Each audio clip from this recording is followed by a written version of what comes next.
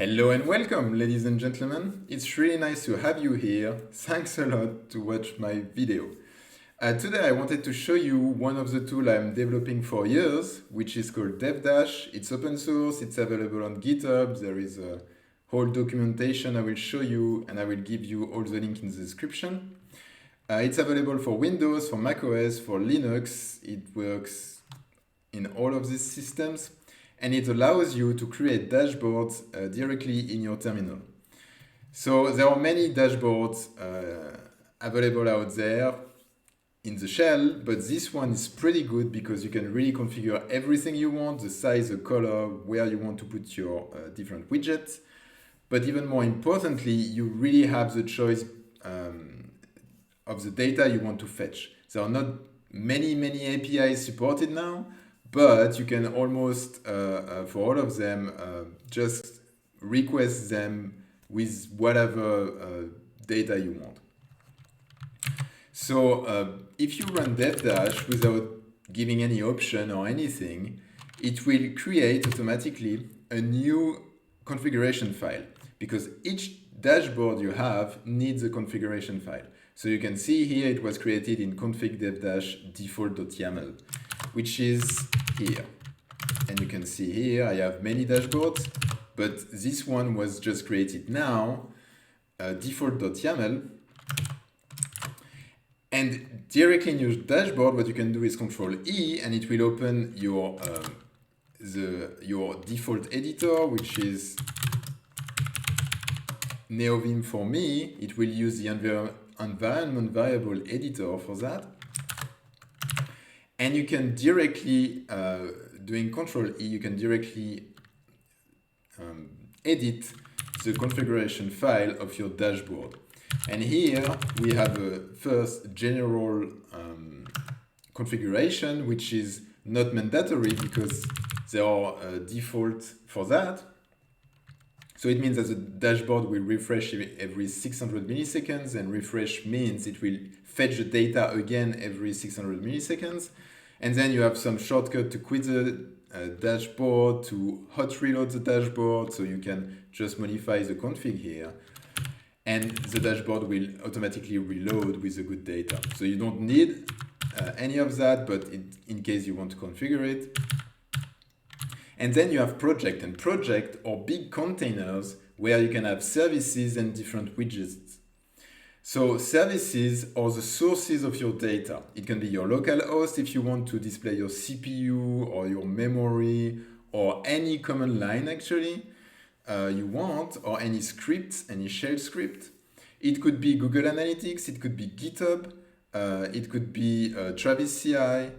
I have other choices you can see in the documentation, which is here. It's thedevdash.com. And you have many examples in getting started. For example, you can go on use cases, and then I don't know, if you want to track a blog, for example, see here I have my dashboard for blogs.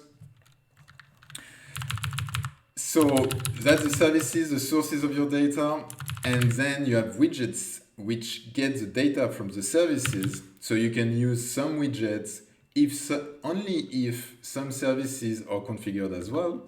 So here I have the widget monitor box availability, which just send requests to a website to see if it's online.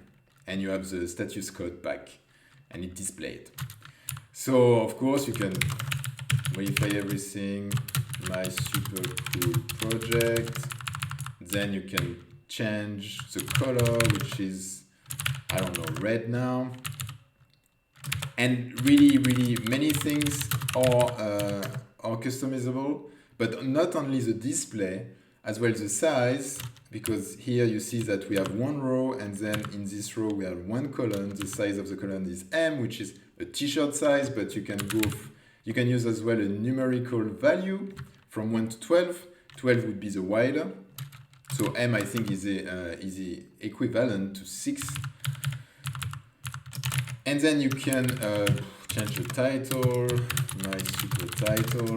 And when you save your file, automatically the dashboard will refresh.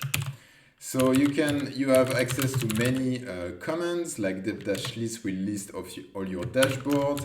Dev-generate can generate some dashboard depending on the template. So if I do dev-generate blog, it will ask me some questions. For example, hey, we need an authorization for Google Analytics and Google Search Console data. So give me that and give me the address of your blog, the view ID for Google Analytics, and then automatically it will output the whole config. You don't have to output it. You can as well save it into a file. If you do -f my blog, and then it will ask all the question again, and you can see now in my,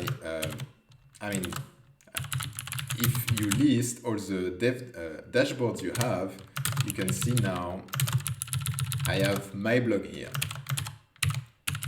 So for example, I have different dashboards. Here I can show you dashboard for DevDash itself, so for the project. It's a bit big, so I will just reduce everything because I was zooming on my shell for you to see correctly.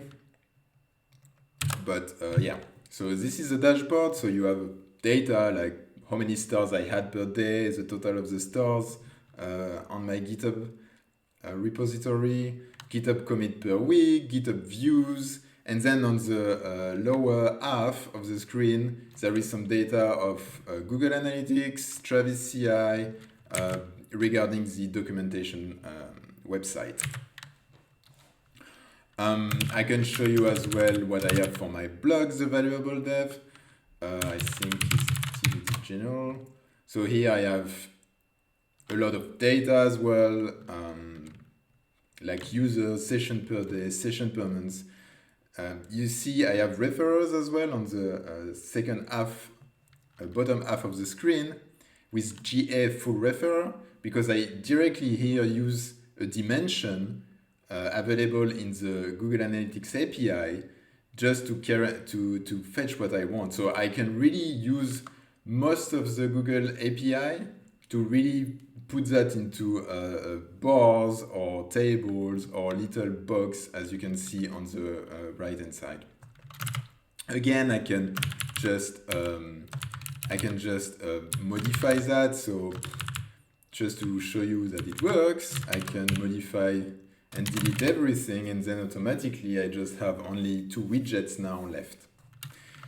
I can edit again, just undo my change, and then everything is coming back. It's pretty fast because everything happens concurrently. Now, not all API like that, but yeah, it's good enough. So that's basically it. I hope you liked it. If you liked it, don't hesitate to like the video and to share my channel and to speak about it all day long with all your friends. Yeah, all of that for the YouTube algorithm to, propose a video to other YouTubers. Thanks a lot for watching. I hope you'll have a great rest of your day.